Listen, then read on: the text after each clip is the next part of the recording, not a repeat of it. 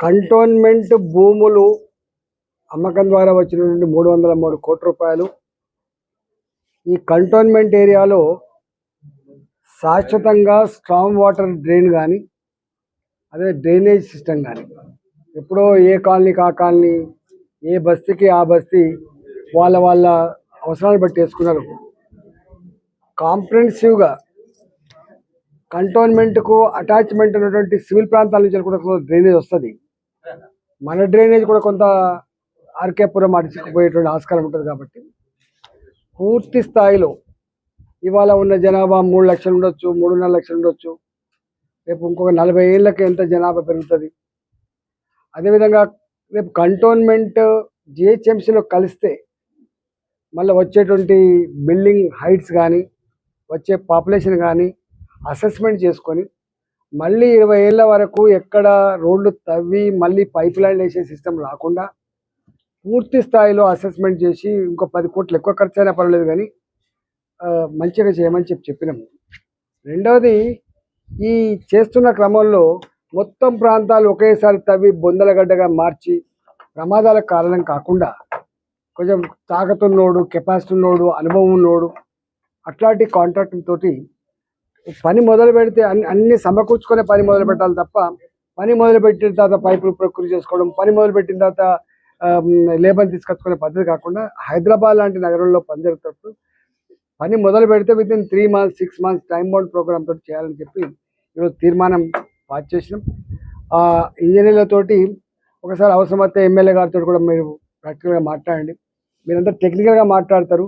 ఎక్కడ వరదలు వస్తాయి, ఎక్కడ ఎక్కువ రేపు అపార్ట్మెంట్ పెరిగే ఆస్కారం ఉంది, జనాభా పెరిగే ఆస్కారం ఉంది, ఎక్కువ ఫ్లోటింగ్ పాపులేషన్ ఉండే ఆస్కారం ఉంది.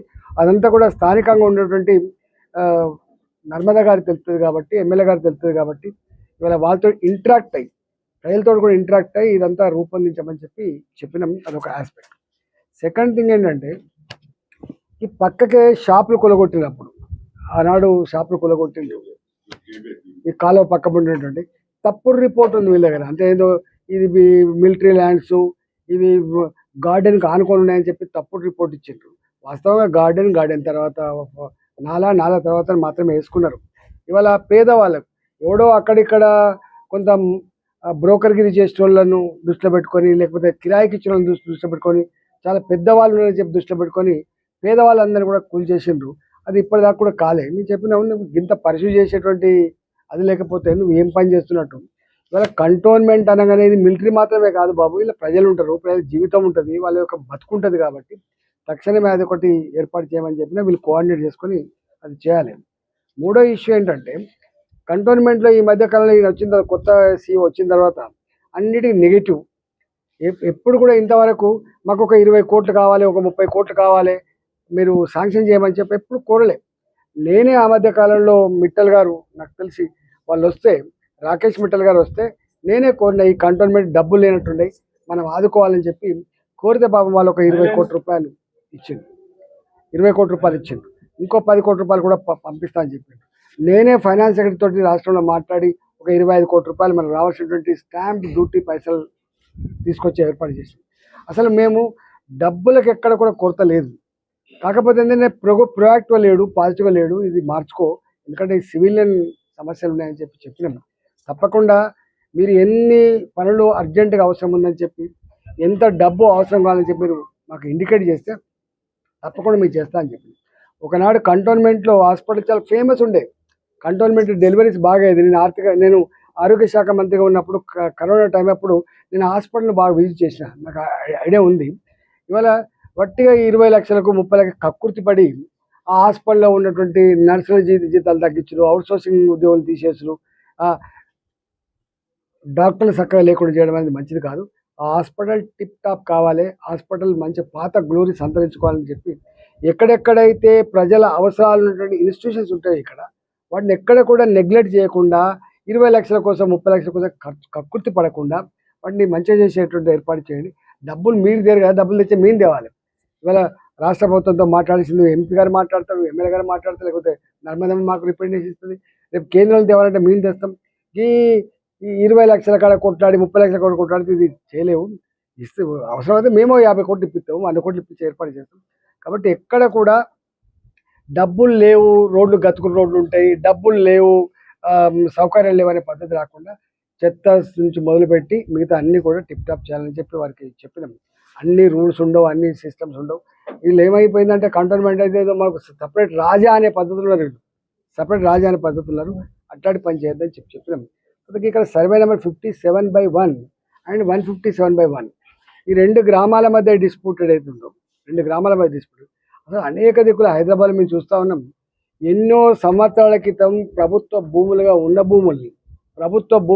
భూముల్ని అధికారులను పట్టుకొని పైరేవికారులు ఇవాళ ఇద్దరు ముస్లిం నవాబుల పేరుతోటి ఆ ఉర్దూల పేపర్లు పుట్టించి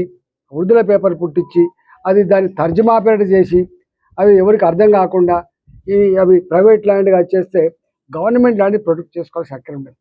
గవర్నమెంట్ రాజీ పడితే కంచే చేనును మేస్తే ప్రభుత్వం కాపాడాల్సినటువంటి ప్రభుత్వం తానే సరెండర్ అయిపోతే ఇంకేముంటుంది చెప్పండి. ఇవాళ ఒక ఎంఆర్ఓ వచ్చేది గవర్నమెంట్ ల్యాండ్ అంటాడు, ఒక ఎంఆర్ఓ వచ్చేమో ఇది ప్రైవేట్ ల్యాండ్ అంటాడు. అంటే ఎంత బాధ అనిపిస్తుంది అంటే అసలు 4 తరాలు ఇక్కడ మార్కెట్ పక్క పండి దాని పేరేమంటారు అంజయ్య నగర్, కానీ మా దగ్గర జొన్నల బండి అని ఉంటుంది, అలవాళ్ళు ఒక జొన్నల బండి ఉంటుంది. 4 తరాలుగా వడ్డరులు 4 తరాల క్రితం అంటే 100 ఏళ్ళ క్రితం 80 ఏళ్ళ క్రితం వచ్చి ఇక్కడ బండలు కొట్టుకుంటున్నప్పుడు మమ్మల్ని అప్పుడప్పుడు వచ్చి ప్రభుత్వ అధికారులు ఇబ్బంది పెట్టేస్తారని చెప్పారు. అంటే ప్రభుత్వ భూమి కాకుండా ఉంటే ప్రభుత్వ అధికారులు ఎందుకు వస్తారు, ఎందుకు ఇబ్బంది పెట్టారు? అట్లాంటి భూముల్ని ఎక్కడో ఒక దొంగ దొరకంగానే వాడిని పట్టుకొని ఇవన్నీ మార్చుకొని ఈ కలెక్టర్ ఇది ఇచ్చిందని అదా ఇచ్చిందని చెప్పి చేస్తున్నారు. దానికి పర్మిషన్ కూడా ఇచ్చిండ్రు. మేమన్నాం దాని మీద మరొకసారి రీలుక్ చేయమని చెప్పి నువ్వు ఎట్లిస్తా ఒకసారి నువ్వు ఇచ్చినావంటే అది ఆటోమేటిక్గా వాళ్ళ భూమి అయిపోయే ఆస్కారం ఉంటుంది. కాబట్టి దాని మీద కూడా చర్చ జరిగింది. నేను అంటున్నా కంటోన్మెంట్లో ఇంకా మడిఫోర్ట్ పక్కకున్న పేదల గుడిసెలు టక్కన కూల్చేసే ప్రయత్నం చేస్తారు వీళ్ళు, ఇంకా పేదల షాపులు కూల్చే ప్రయత్నం చేస్తారు. కానీ దొంగలకు మాత్రమే సర్ది కడతా ఉంటారు. ఎక్కడ కూడా చూస్తూ ఉన్నాం మేము. అధికారులకు ఉండాల్సిన అధికారులైనా ప్రజాప్రతినిధులైనా మనం ప్రజల కట్టిన డబ్బుతో జీతాలు తీసుకొని బతుకుతున్నాం అంటే సోయి మర్చిపోతున్నారు. వీళ్ళు ప్రజలకు సేవకులు అనే విషయాన్ని మర్చిపోతున్నారు. ప్రజలకు సేవకులు అనేవి నేను పొలిటికల్ లీడర్, నేను ఎంపీని ఇక్కడ, నేను మాట ఇచ్చిన వాళ్ళకి మీకు కాలుకు ముళ్ళుతే పన్ను తోపిక సర్వీస్ చేస్తామని చెప్పి మేము మాట ఇచ్చినాం.